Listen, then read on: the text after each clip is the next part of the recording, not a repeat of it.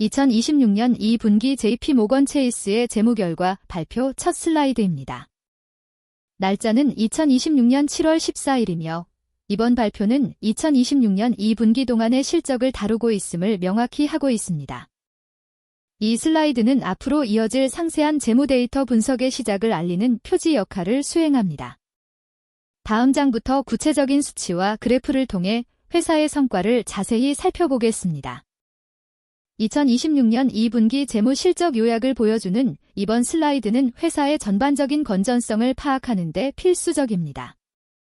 먼저 ROTC는 29%로 이는 투자 자본 대비 수익성을 나타내는 중요한 지표입니다. 만약 중요한 항목을 제외한다면 23%로 일회성 요인이 수익성에 미치는 영향을 확인할 수 있습니다. CET1 자본 비율은 14.1%로 이는 은행의 핵심 자기자본 비율을 의미하며 14.2%의 선진 CET1 자본 비율은 규제 기준을 초과하는 안정적인 자본 구조를 보여줍니다. 총 손실 흡수 능력은 5,900억 달러에 달하며 이는 금융위기 시 충격을 완화할 수 있는 능력이 충분함을 시사합니다.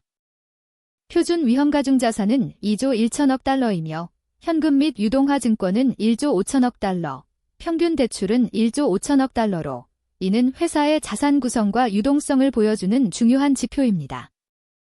수입 명세서를 살펴보면 2026년 2분기 순이익은 212억 달러, 주당 순이익은 7.70달러입니다.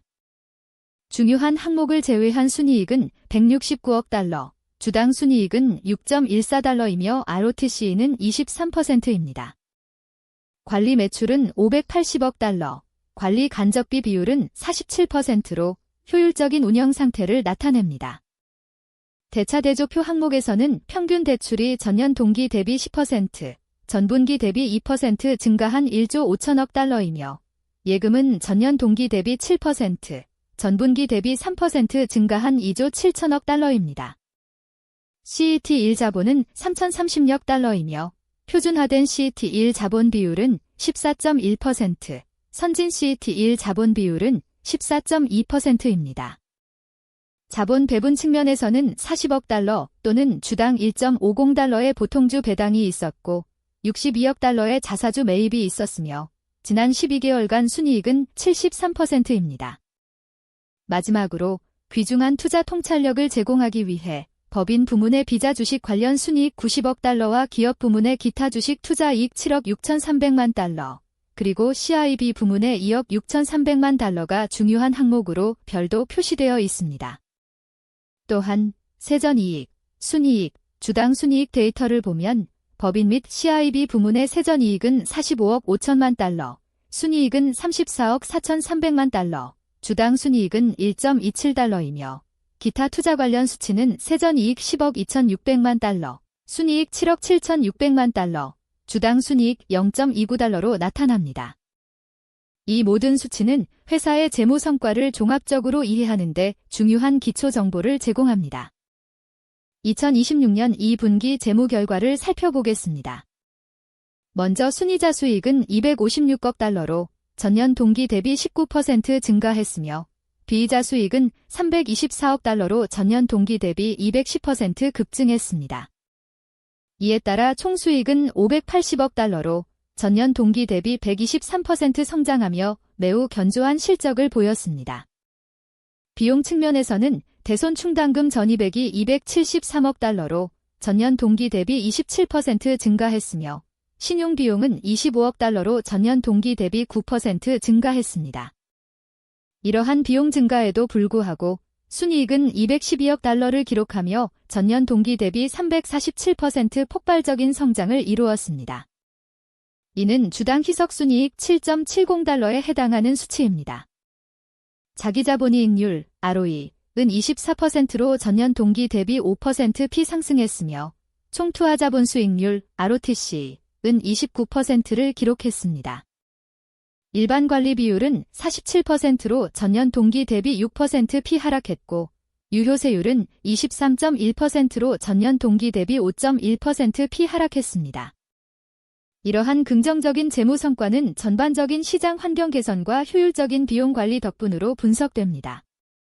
먼저 포어트리스의 재무 건전성을 보여주는 지표들을 살펴보겠습니다. 위험 기반 자본 지표를 보면 CET1 자본은 3,030억 달러로 지난 분기 대비 소폭 증가했습니다.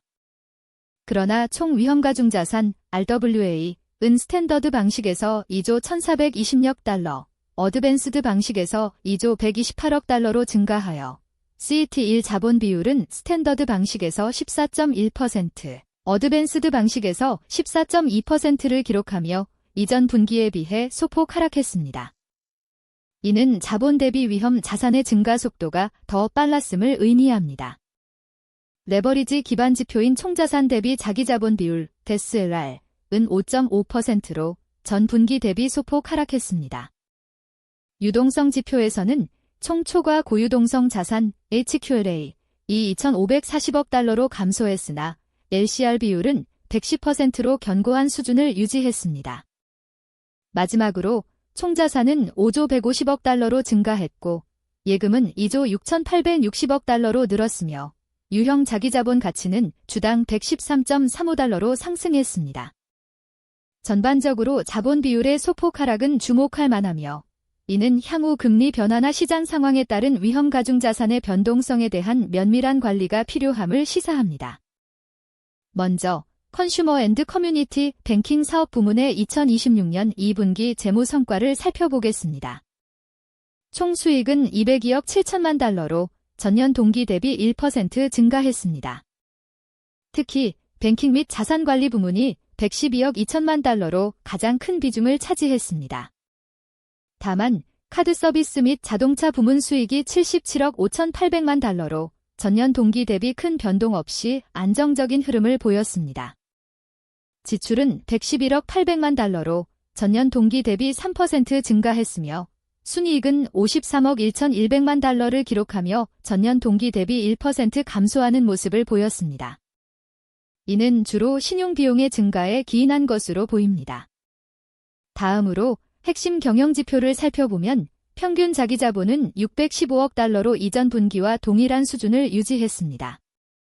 자기자본이익률 ROE은 34%로 전년 동기 32% 대비 소폭 개선되었으나 지난 분기와 동일한 수치를 기록했습니다.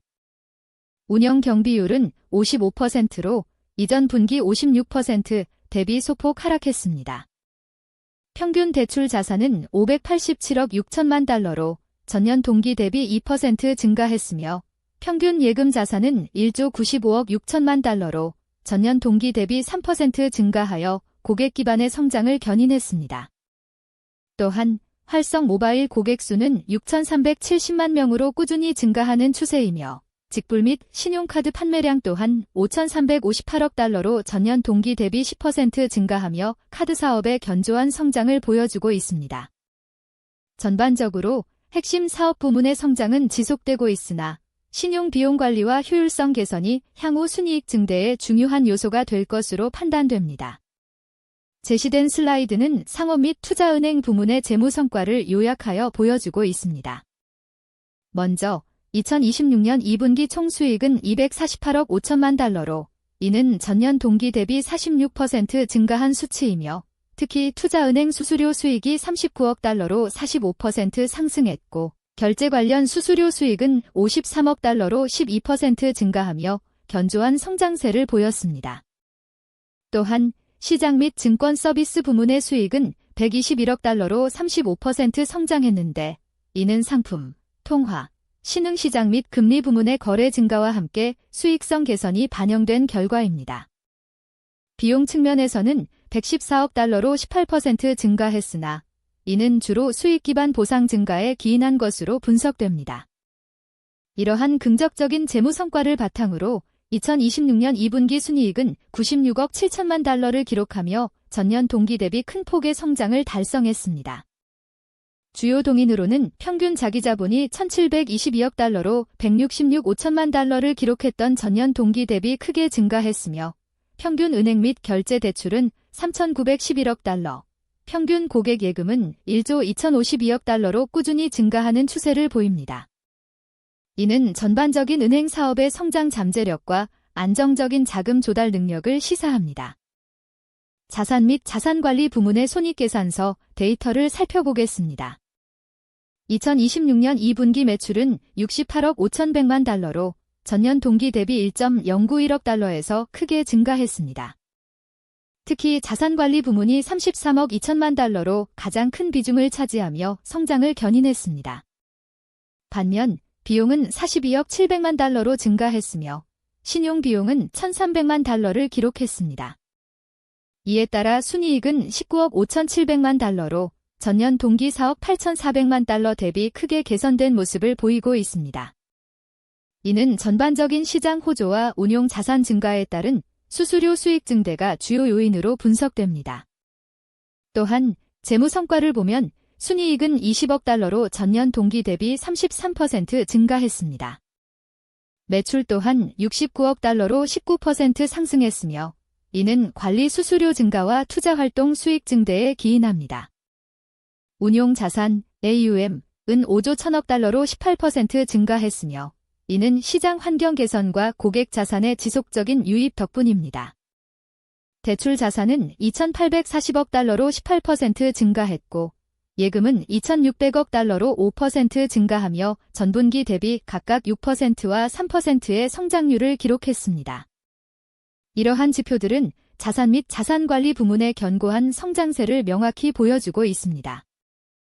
이익 명세서 데이터를 살펴보면 2분기 말 현재 총수익은 60억 4,600만 달러로 지난 분기 대비 12억 1,500만 달러 증가했습니다. 다만 작년 동기 대비로는 8억 500만 달러 감소한 수치로 이는 금리 하락의 영향이 반영된 결과입니다. 이중 순이자 수익은 8억 2,200만 달러로 작년 동기 대비 6억 6,700만 달러 감소했는데 이는 주로 낮은 금리 환경의 영향이 큽니다. 비이자 수익은 52억 2,400만 달러로 작년 동기 대비 52억 2,400만 달러 증가했으나 해당 수치에는 증권 투자에서의 손실이 반영되어 실제 성장률은 이보다 낮을 수 있음을 시사합니다. 총 비용은 6억 1,100만 달러로 작년 동기 대비 6,400만 달러 증가했습니다. 이러한 수익 및 비용 구조의 변화 속에서 순이익은 42억 900만 달러를 기록하며 전 분기 대비 7억 1,900만 달러 증가하는 견조한 성장을 보여주었습니다. 다음은 2026년 회계연도에 대한 전망입니다. 첫째, 순이자 소득은 시장 상황에 따라 약 1,055억 달러가 될 것으로 예상되며 시장을 제외할 경우 약 965억 달러로 전망됩니다. 이는 금리 변동 및 대출 수요가 수익에 직접적인 영향을 미칠 수 있음을 시사합니다. 둘째, 조정 비용은 약 1,075억 달러로 예상되며 이는 이전 전망보다 높은 거래량과 관련 수익 증가로 인한 것임을 알 수 있습니다. 이는 사업 성장과 함께 운영 비용이 증가할 수 있음을 나타냅니다. 셋째, 카드 서비스 부문의 순상각률, NCO 레이트는 약 3.2%로 예상됩니다. 이는 신용카드 대출에서 발생할 수 있는 예상 손실률을 의미하며 해당 부문의 건전성을 가늠하는 중요한 지표가 됩니다. 이 전망은 전반적인 경제 환경과 회사의 사업 전략에 대한 통찰력을 제공하고 있습니다.